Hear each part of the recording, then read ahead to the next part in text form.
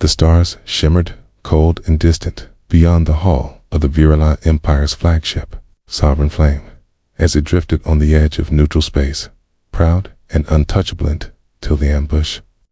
It began with a flicker on the sensors, then a silent shockwave of kinetic charges tearing through the ship's silver armor, followed by a blast that rocked the corridors and sent trained warriors sprawling. Inside the command chamber, Queen Phyrexia stood tall, her bioluminescent scales dimmed by the smoke curling through the air, her violet gaze locked on the cracked view screen where enemy vessels marked with the sigils of the Cernan raiders swarmed like hornets. Her voice, strong and regal, ordered a counterstrike, but before her guards could react, a sharp explosion threw her backward, a shard of metal slicing into her chest just below the clavicle. Blood, thicker and darker than human, flowed down her ceremonial robes as her guards rushed to her, shouting commands, forming protective barriers. Too late to stop the silent scream on every Virulent's face. The queen had fallen. Alarms blared as they carried her to the med bay, past flickering lights and sparks falling like rain. There, the finest Virulent healers gathered in a glowing chamber of crystalline tools and humming machines, applying nanites that crawled across her wound, bathing her body in harmonic frequencies meant to jumpstart regeneration, injecting her with compounds perfected over centuries. Yet nothing worked. Her body rejected every method, her vitals slipping, her eyes fluttering as her inner light dimmed further. Whispers of panic circled the room, growing louder with each beep of the fading monitor. One healer stepped back in fear. Another dropped her tools. The Queen's chief guardian, Commander Ravik, barked orders, but even his voice cracked. The healers looked at each other helplessly, unable to explain why their queen, the strongest Virulent in generations, was dying. Then, just as the machines began to fail, a faint voice broke through the chaos, weak but unmistakable. "Only a human medic may treat my wounds." Silence fell like a dropped blade. The words echoed off the sterile walls, absurd and impossible. The Virulents despised human medicine, crude, invasive, unpredictable. Why would their monarch demand such a thing? One healer dared to speak. "Your Majesty, the humans, they are untrained in our biology. You will not survive." But Phyrexia's eyes opened, fierce despite the pain, and she repeated, stronger this time, "Only a human." Her command was final. An urgent transmission was sent across space to the nearest human outpost, an isolated medical station on a moon called Lyra 7. There, Lieutenant Elise Grant was elbow deep in a patient's chest cavity, patching up a wounded soldier from a mining skirmish when the message arrived. "Relin, Queen," she repeated, confused, wiping sweat from her brow. "I'm not qualified to treat aliens. I haven't even seen one in person." But the orders were clear. The Queen had requested her by species, if not name. A Virulent shuttle arrived within hours, sleek and dark, piloted by stone-faced warriors, who said nothing as they scanned her, packed her gear, and transported her into space. Elisa's heart pounded as she stared out the viewport at the massive vessel ahead, its hull scorched but still formidable. The Sovereign Flame loomed like a sleeping dragon, ancient and proud. When she boarded, she was greeted with suspicion. Eyes like glowing sapphires followed her every move. She was escorted past rows of warriors who looked like they could crush her with one hand, to a med bay unlike anything she'd known, filled with floating instruments, humming lights, and tools that seemed more like music than machines. In the center lay the Queen, her skin pale and flickering, her wound still bleeding. Elise wasted no time. She took one look at the injury and realized why nothing worked. The shrapnel had punctured an artery and embedded itself near a vital organane area. The Virulent's non-invasive tech couldn't reach without damaging nearby tissues. To her, it was battlefield medicine. She requested tool scalpels, clamps, antiseptics, but the alien staff looked horrified. You will cut her? One asked. Elise's voice was calm. It's this or nothing. After a tense moment, Commander Ravik nodded. Do what you must. Working fast. Elise sterilized the area, made the incision, and carefully removed the jagged metal. She worked with precision and speed, her hands steady, even as alien blood pooled around her gloves. The queen's vitals dipped once, twice, but Elise stayed focused. She sutured the internal damage, flushed the infection, and closed the wound with surgical adhesive. For a moment, nothing happened. Then the queen's bioluminescence pulsed, weak but steady. Her breathing stabilized. The monitors chirped in a new, hopeful rhythm. Gasps rippled through the room. The queen lived. Elise stepped back, exhausted but relieved, as murmurs of awe spread among the virulents. She met Ravik's gaze. She make it, but she needs rest and monitoring. No more experiments. Let her heal naturally. He nodded, stunned. As Elise turned away, the queen's voice came again, soft but unmistakable. Thank you, human. And just like that, everything changed. Elise Grant stepped off the transport ship and onto the cold, humming floor of the Virilan flagship, Sovereign Flame, her boots feeling far too loud in the silence that greeted her. Rows of tall, sharp-edged Virilan warriors stood on either side, their faces unreadable, their glowing armor flickering faintly in the dim light, as if the ship itself held its breath. No one spoke as she was led through winding halls of smooth, silver walls pulsing with alien energy. Past chambers where strange machines hummed and floated. Past stairways guarded by silent sentries who watched her with suspicion and perhaps fear. Elise tried to keep her breathing steady, but her mind raced. She was no diplomat, no xenobiologist. It's just a combat medic with scars on her hands and a field kit in her bag. Okay? And now she was standing in the heart of an empire she barely understood, summoned by the queen herself. The corridors twisted like a maze until he reached a wide chamber with curved walls and glowing symbols that floated above the floor like holograms. The door opened with a quiet hiss, and Elise entered the royal medbay, stopping short when she saw Queen Virexia lying on a raised platform, surrounded by alien healers who looked up sharply at her arrival. The queen's skin was pale, her bioluminescent patterns flickering like a candle in wind, and her chest rose and fell in shallow, labored breaths. Elise felt all eyes on her, their unspoken question clear. What could a human possibly do that? Their technology could not. But she ignored their stares and walked forward, scanning the equipment, noting the alien tools that hovered uselessly in the air. The faint smell of sterilized metal and something unfamiliar, like heated crystal. The chief healer stepped forward, tall and elegant, his voice calm but cold as he said, "She has rejected every method. We cannot explain it. Your presence was requested." Elise nodded without a word and approached the queen, kneeling beside her and gently checking the bandaged wound. It had closed, but poorly. The flesh was inflamed, the edges jagged, and beneath it, Elise could feel the tension of something left inside, likely a fragment the nanites had missed. She looked up and asked for her own tools, but the healers hesitated, certain, until the queen stirred, her voice no louder than a breath. Let her work. Immediately, the resistance broke, and Elise unpacked her kit, pulling out old but trusted items: forceps, antiseptic, microscanner, and a simple handheld light.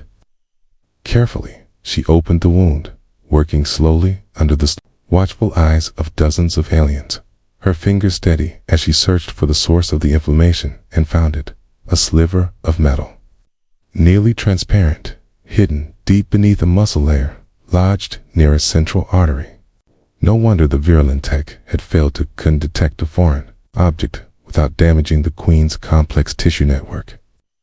But Elise had seen worse in human war zones, and her hands moved with practiced precision as she extracted the shard and flushed the area with antiseptic, then stitched the tissue layer by layer using materials the virulence had never seen before. She closed the wound, applied an anti-inflammatory gel, and watched as the queen's breathing deepened, the flickers of light on her skin growing brighter, steadier.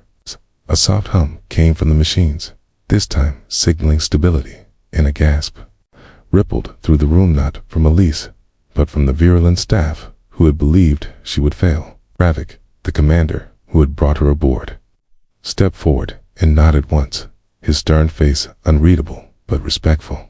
Elise backed away, wiping sweat from her brow, and glanced at the queen, who opened her eyes slowly and looked directly at her, voice stronger now.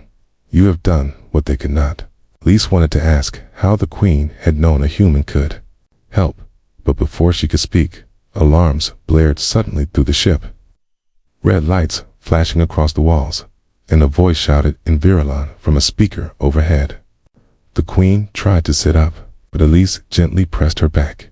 You're not ready to move, and turned to Ravik, who had already activated a comm panel, his voice sharp and fast as he issued orders. A nearby officer translated for Elise. Another attack, a second wave approaching fast, smaller but headed straight for the medical bay, as if they knew where to strike. Elise's heart raced, but she didn't move from the queen's side. If the attackers reached them, she would defend her patient, even if she was just a medic with no weapon in hand. The queen touched her arm lightly and said, "There is more at play here." This was no accident. Elise didn't know what she meant, but the tone in her voice sent a chill down her spine. Something about this mission felt wrong, not just the timing of the attacks, not just the refusal of alien medicine to work, but something deeper, like a secret buried just below the surface. As the ship braced for impact and warriors rushed to form a defensive ring around the chamber, Elise stayed still, eyes scanning not just for threats, but for the truth hiding in the silence. The warship drifted in deep space, its hull scarred from recent battle, its crew still tense after the second attack. And yet, inside the royal chamber, something unexpected was happening. Queen Phyrexia, now recovering slowly but surely, rose from her resting platform with the help of her guards and before her people. She declared in a voice that echoed through every corridor of the sovereign flame, "This human has restored my life and my light. Her kind shall be protected by royal decree." And with those words, Elise Grant, a simple human medic, became the center of a political storm she did not ask for. Messages shot across the galaxy, reaching Earth's leaders who scrambled to respond, unsure if this was a blessing or a trap, while Virulent diplomats argued in their own courts. Some outraged that a human had touched the queen, others wary of what her survival now meant. Elise found herself surrounded not by wounded soldiers, but by nobles dressed in shimmering robes and armored advisors whispering in alien languages, each one studying her like a strange animal in a glass cage. And though she had been given royal quarters and guarded day and night, she knew it was not out of trust, it was control. Still, the queen summoned her daily, asking not for medicine, but for conversation.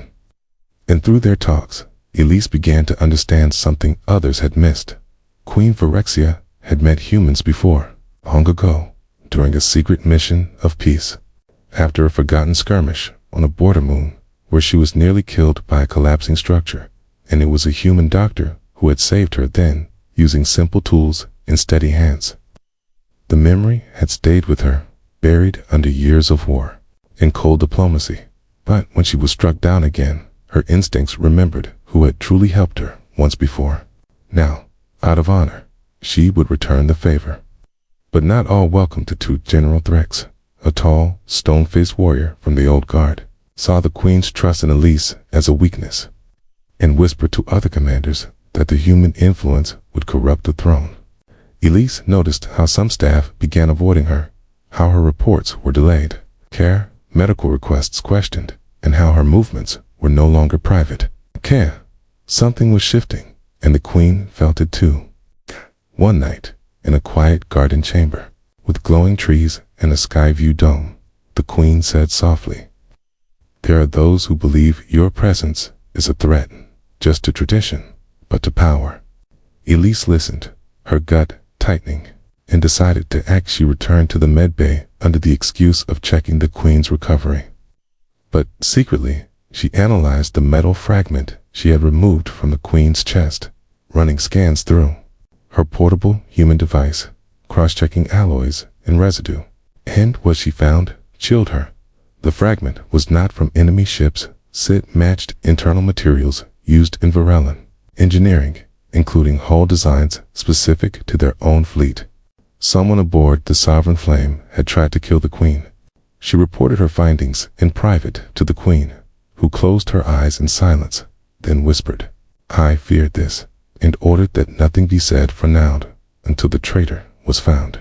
Lise agreed, but the danger was growing, and she could feel it in the way soldiers passed her in the halls. How doors stayed closed a little too long, how meals were now tasted before reaching the queen. At a grand feast arranged to honor the queen's recovery, nobles and warriors gathered in a golden hall filled with strange music and glowing banners. Elise stood beside the throne, uncomfortable in the alien robes given to her, but alert, watching faces, studying movements. The queen raised a glass and praised the unity of species. And Elise almost believed things might change till halfway through the meal. She felt dizzy, her vision swimming, her hands shaking. She knew the symptoms too well. She had been poisoned. Stumbling out of the hall, she made it to her room and injected herself with a rapid detox agent from her emergency kit. Her breath shallow, her heart pounding. The antidote worked, barely, and she survived. But the message was clear. Someone wanted her gone. The queen was furious when she heard, ordering tighter security and a secret investigation. But no one had seen the food being tampered with, and suspicion spread like smoke through the ship. Lise, weakened but more determined than ever, returned to the medbay and ran chemical tests on the cup she had used, finding traces of a rare Varellan neurotoxin 1, only available to high-ranking officers. The circle of suspects narrowed, and the queen began watching her own court with different eyes. As Elise stood alone that night, looking out at the stars, she realized this was no longer just about medicine. She had been pulled into a game of power, and the stakes were higher than she'd ever faced on any battlefield. Someone aboard this ship had tried to silence both her and the queen, and until they were found, no one, not even royalty, was safe. Tension gripped the corridors of the Sovereign Flame like a storm waiting to break. And Elise Grant felt its pressure every time she stepped outside her guarded room. Every time her eyes met those of the armored soldiers who once ignored her, but now watched her too closely, their expressions cold, unreadable. The queen still summoned her daily, still spoke in soft tones about peace and duty. But Elise could see the change in her, the careful way she spoke, the long pauses as she studied the faces of her own advisors, and the way she kept a hand near the small concealed control panel built into her throne, a device meant for emergency lockdowns. Ever since Elise discovered the truth about the metal fragment and survived the poisoning, the queen had trusted no one else, not even her inner circle, and she warned Elise to say nothing aloud, not even to the guards sworn to protect her, because one of them might be the traitor. A quiet investigation began, guided by Ravik, the queen's most loyal guardian, who gave Elise encrypted reports showing small inconsistencies, security logs rewritten, ships changed without notice, and strange energy readings near the queen's chamber right before the ambush. Elise read every report with growing dread, realizing the traitor was not working alone. They had help, possibly more than one. and they were planning something bigger than a silent assassination.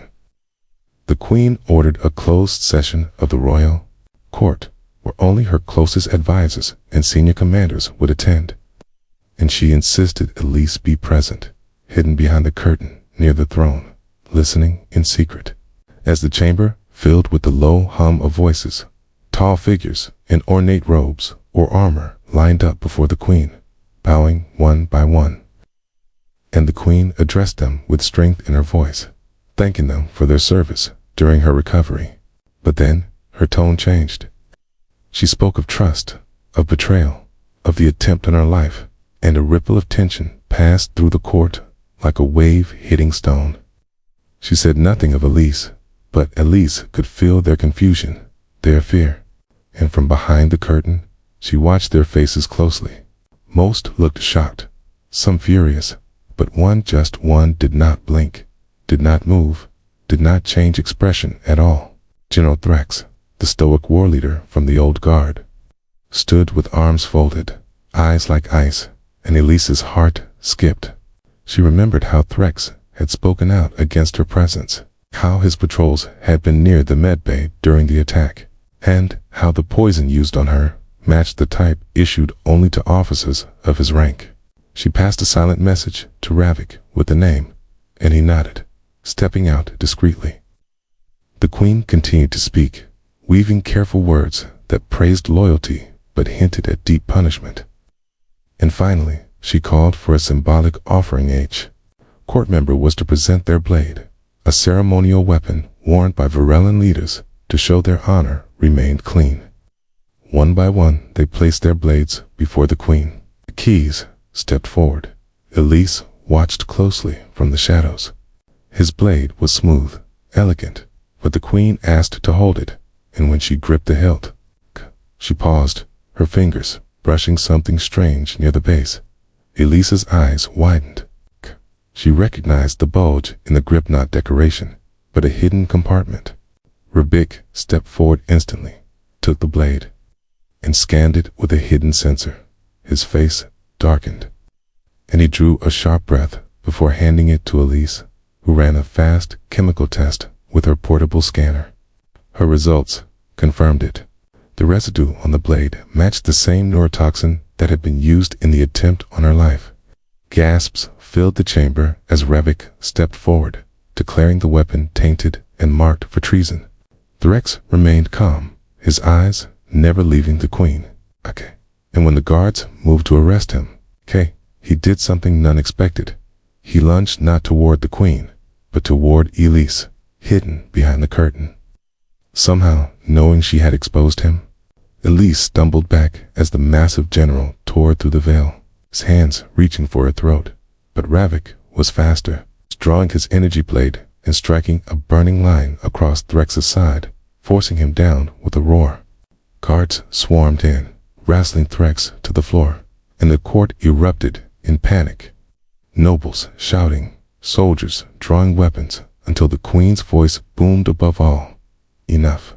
And silence fell again. Blood pooled on the floor where Threx had fallen, still breathing, still glaring at Elise with hatred. When questioned, he refused to speak at first, but under the pressure of the queen's gaze and the presence of proof, he finally spoke. His voice low and bitter.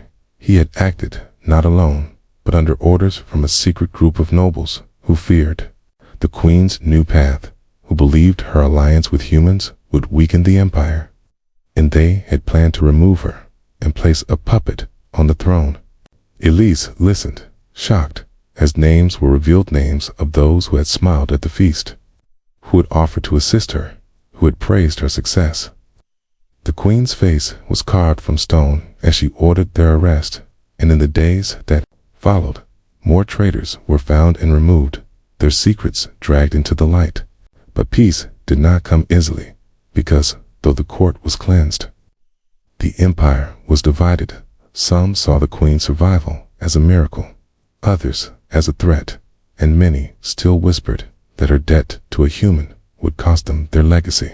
Elise remained aboard, now watched not as an outsider, but as someone the queen trusted more than her own blood. and with every passing day, she felt the weight of her position grow heavier. The blade in the court had been exposed, but more shadows remained. Kay and Elise knew the danger was not yet over, because loyalty could be broken, but fear could be far more dangerous. And somewhere beyond the stars, others were watching, waiting to strike when the next weakness appeared. Though General Threx lay wounded and bound in the ship's high-security cell, his presence still lingered like a shadow stretching across the sovereign flame, and Elise Grant could feel it every time the lights flickered. Every time a hallway fell to silent, every time a system error made her hand tighten around her portable scanner, because she knew he had planned more than just a blade, more than poison or betrayal. He had set something else in motion, something that had not yet been revealed, and the Queen felt it too, speaking in whispers even in her own chamber, reviewing her security codes twice a day, and limiting who could enter her presence. But even with the traitors removed from court and Threx exposed, something still didn't feel right. Days passed, quiet on the surface, but beneath that calm was a growing sense of dread, especially when the Queen's ships patrolling the edge of the system began disappearing. First one, then two more. No distress call, no debris, only silence. And when Elise studied the reports, she noticed something strange. Each ship had last checked in near the same sector, a dark region near an old mining moon once shared by the Virulans and humans during early peace talks, now abandoned. Ravik suggested deploying a scout team, but the Queen hesitated, not trusting anyone beyond her most loyal few. Finally, she turned to Elise and asked the impossible, not just to heal, but to lead. To go with a small unit and uncover what Threx had started. Elise, still uncomfortable in her new role, but unable to refuse the Queen who had trusted her from the beginning, agreed, and within hours she was aboard a stealth ship with Ravik, 2 elite guards, and a pilot with orders to remain silent unless fired upon. The journey through the outer sector was smooth at first, the stars cold and distant, the ship silent except for the low hum of its engines. And Elise spent the time reviewing scans and satellite images of the mining moon, noting odd energy signatures, the kind that suggested cloaked movement or active jamming fields. They landed under cover of the moon's shadow, and immediately Elise saw signs of life heat traces in the old tunnels. Fresh air vents buried under rock, and worse, markings in the dirt that matched Virellan boots. Someone had been here recently, and when they entered the main mining hall, lit only by flickering emergency lights, they found what confirmed Elise's fears: fully operational command center, with screens displaying Sovereign Flame schematics, including the Queen's chamber, medical bay, and hangar systems. Threx had planned a full-scale mutiny, and this was his hidden war room. Ravik accessed the terminal and uncovered logs, messages sent to unknown coordinates, coded orders for backup fleets, even genetic scans marked for replacement, including the Queen's own. But it wasn't just assassination Threx had intended, to replace her with a clone or a puppet loyal to the old order, and worse. It seemed some ships had already been modified for the takeover. Elise's heart pounded as she realized they had only days, maybe hours, before the hidden fleet returned to finish what Threx started. Just then, the power flickered and the pilot's voice came through their comms. Unidentified ships incoming. 2 minutes out, advancing fast. They had been tracked, their presence expected, and now enemy ships were descending. Ravik gave orders to retreat to the surface, but as they ran, explosions rocked the outer tunnels, collapsing stone behind them, forcing them to climb through unstable shafts, their path lit only by emergency beacons and the faint glow of Elise's scanner. One guard was injured by falling debris, but Elise helped him walk, refusing to leave anyone behind. And after a breathless, desperate climb, they reached the ship and lifted off just as energy bolts lanced across the surface, missing them by meters. They flew low, weaving between craters until they hit orbit, then jumped to hyperspace with seconds to spare. Aboard the Sovereign Flame, Elise presented the proof to the Queen. Her hands shaking not from fear but from urgency. Threx had allies outside the court, rogue ships waiting for a signal, and now that he was captured, they might attack in rage, or worse, try to rescue him. The Queen acted quickly, locking down external communications and issuing silent alerts to trusted captains across the fleet. But Elise could tell something else was bothering her. The Queen had not yet said. That night, in a private moment, the Queen admitted she had known about the rogue faction for longer than she let on. But revealing it would have fractured her empire, so she waited, hoping to isolate the leaders quietly. Now, with threats exposed and war on the horizon, she had no choice but to act openly, as she needed Elise to stand with her as a symbol of the truth, a healer who had seen the disease in the heart of the empire.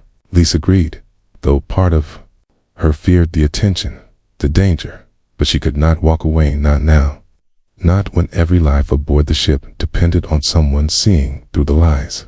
The next morning, the Queen called a galactic broadcast from her throne room, Elise at her side, and revealed everything: the betrayal, the hidden base, the assassination attempts, and her own survival thanks to a human. It was a bold move, one that shook the court and echoed across systems. While many rallied behind her, others prepared for war. And in the final moment of her speech, the Queen said, "If they want to finish what they started, let them come, but they will find us ready." And Elise knew then that the final move in Threx's gambit had begun. And the outcome would shape not just one empire, but the future of two species standing now on the edge of something new, something dangerous, and possibly something worth fighting for. The stars burned quietly above as the war drums of space prepared to echo across the system, and Elise Grant stood at the heart of it all, a human healer once ignored, now a name whispered across both empires with equal parts fear and hope. After the Queen's broadcast shook the galactic courts, silence followed, not peace, not surrender, but the silence of something massive gathering strength behind dark clouds. And it did not take long before enemy ships emerged from deep space, sleek and fast, carrying the mark of those who still followed General Threx in the old ways, refusing peace, demanding blood. The rogue fleet moved toward virulent space with a boldness that shocked even the most seasoned commanders, broadcasting a single message: "We come to reclaim our empire, and the false queen shall fall."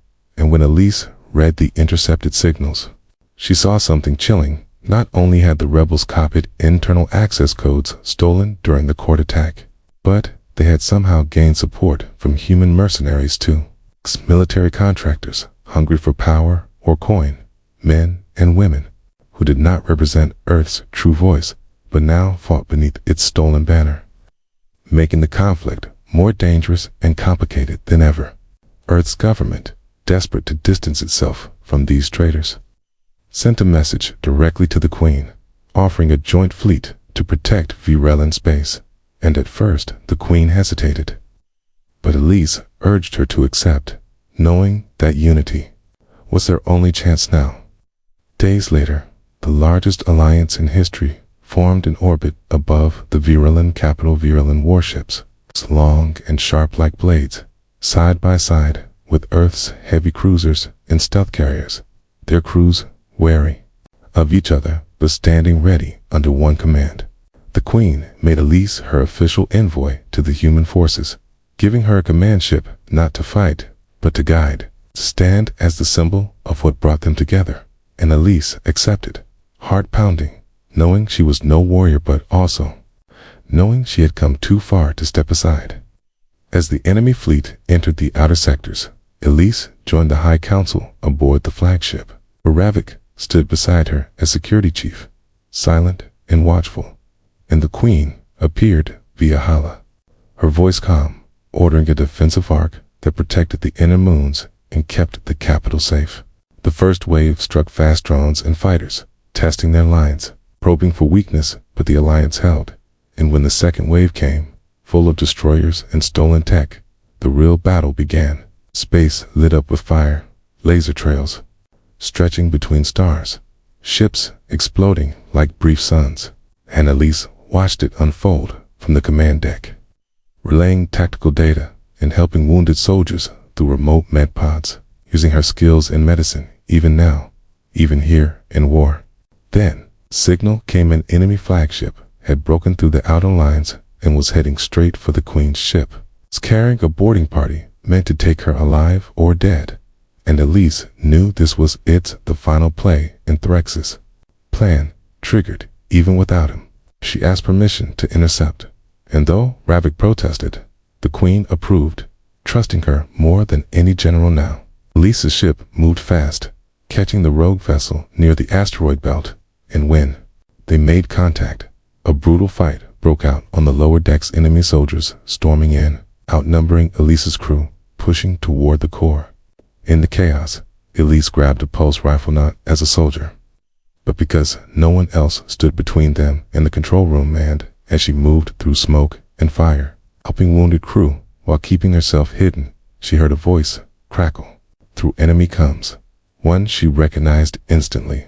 Threx, not live, but pre-recorded, ordering his men to destroy the medical bay first, to make sure the healer dies with the dream. And in that moment, Elise understood this battle was never about the throne alone, but about killing the idea that humans and virulence could ever stand together. Rage and fear mixed inside her, but she pressed on, dodging blasts, helping her crew set traps, locking doors behind them, and guiding the enemy step by step into a trap of their own. When they reached the central corridor, Elise triggered the emergency seal, trapping the boarders in a containment field, and Ravik's elite guard arrived just in time to disarm the explosives planted near the reactor. The ship shook, damaged but alive, and Elise, covered in dust and blood not her own, stood silently as the remaining enemy forces surrendered. Across the system, the rest of the rebel fleet, seeing their flagship fail, began to retreat, and the Alliance ships chased them, capturing many and forcing others into deep space exile. When the dust finally settled, the Queen appeared in person for the first time since the war began, not as ruler alone, but as a witness to what had been done in her name. And beside her, in front of the entire fleet, she stood with Elise and said, "This is the face of our future, not one of blood, but one of courage." And from that day, humans were no longer seen as outsiders by the virulence, but as allies, builders, and protectors. Elise refused medals, refused titles, instead asking only that a new medical alliance be created, one where humans and virulence could work side by side, healing without borders, saving lives without fearing. The Queen agreed. In time, a new academy was built, where young doctors trained under her name, learning not only medicine, but peace. And every wall bore the words once spoken long ago, in pain and truth. "Only a human medic may treat my wounds." A line that once caused anger, but now symbolized hope. And though war would come again, and peace would always be fragile, the legacy of a single human healer stood firm, proof that even in a galaxy divided by stars and blood, one person could change the course of history, not through power, not through violence, but by standing firm when the world burned and choosing to heal instead of harm.